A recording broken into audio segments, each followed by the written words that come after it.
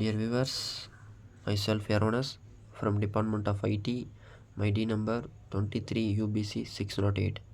நீ நம்ம பார்க்க போகிறது எப்படி பிளாகர் க்ரியேட் பண்ணுறதுன்னு தான் பார்க்க போகிறோம். ஃபஸ்ட்டு கூகுள்குள்ளே போங்க, அதில் பிளாகர்னு டைப் பண்ணுங்கள். டைப் பண்ணோடனே ஃபஸ்ட்டு ஒரு வெப்சைட் வரும், அந்த வெப்சைட்டை கிளிக் பண்ணுங்கள். கிளிக் பண்ணனே க்ரியேட் யுவர் பிளாக்னு சொல்லி கேட்கும். க்ரியேட் யுவர் பிளாக் கொடுங்க.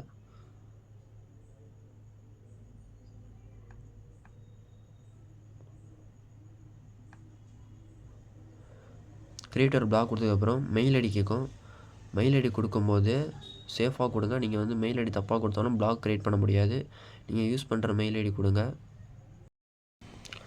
நான் இதுக்காக முன்னாடி ஒரு ஸ்டெப் மட்டும் உங்களுக்கு நான் காட்டலை. அது வந்து ஏன் காட்டலைன்னா, இமெயில் ஐடியும் பாஸ்வேர்டும் போட்டேன், அதனால் உங்களுக்கு நான் காட்டலை.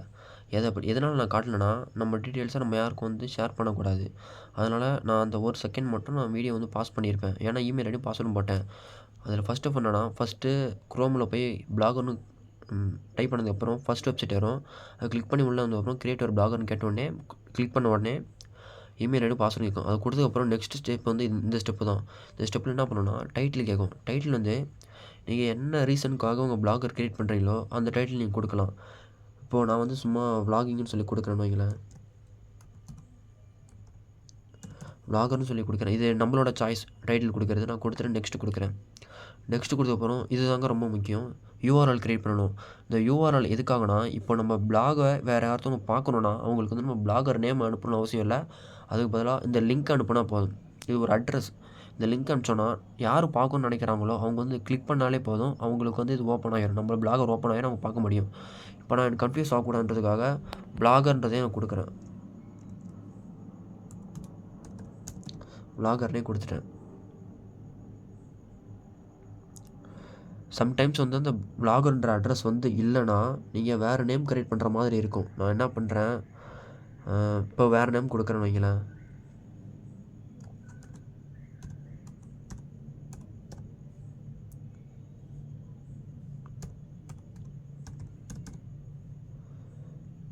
இப்போ நான் கொடுத்துருக்கேன் மை வேர்ல்டு பிளாகர்னு சொல்லி கொடுத்துருக்கேன். அது வந்து என்னோடய விருப்பம். நான் இது வேணால் கொடுக்கலாம், நான் கொடுத்துருக்கேன்.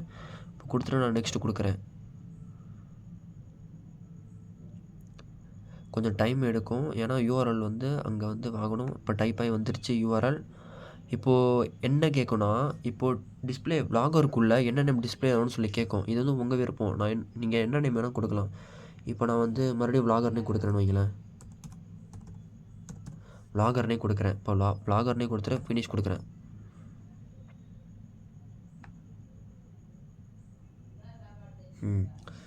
இதுதாங்க நம்மளோட பிளாகர். இப்போ நான் வந்து பிளாகர் க்ரியேட் பண்ணிட்டேன். இதில் என்னென்ன இருக்குன்னா, லெஃப்ட் சைடில் வந்து இருக்கிறது எல்லாமே நமக்கு வந்து பிளாகரோட டூல்ஸ். இப்போ என்னென்னா, இப்போது டூல்ஸ் மீன்ஸ் இப்போ நான் ஒரு போஸ்ட் க்ரியேட் பண்ண போகிறேன் அப்படின்னா, நியூ போஸ்ட் கொடுத்தீங்கன்னா உங்களுக்கு என்ன தேவையோ அது எல்லாமே வந்துடும். டைட்டில் வந்து நீங்கள் கொடுத்துக்கலாம், பிளாகர்னு கொடுத்துக்கலாம், இல்லை உங்களுக்கு என்ன கொடுக்கணுமோ அது கொடுத்துக்கலாம். கொடுத்துக்கிட்டு இது உள்ளே போய் நீங்கள் டைப் பண்ணிக்கலாம், பேராகிராஃப் என்டர் பண்ணிக்கலாம். டைட்டில் ஹெட்டிங் இதிலே வந்துடும். இமேஜ் இன்சர்ட் பண்ணுறதுக்கு இங்கே இருக்குது.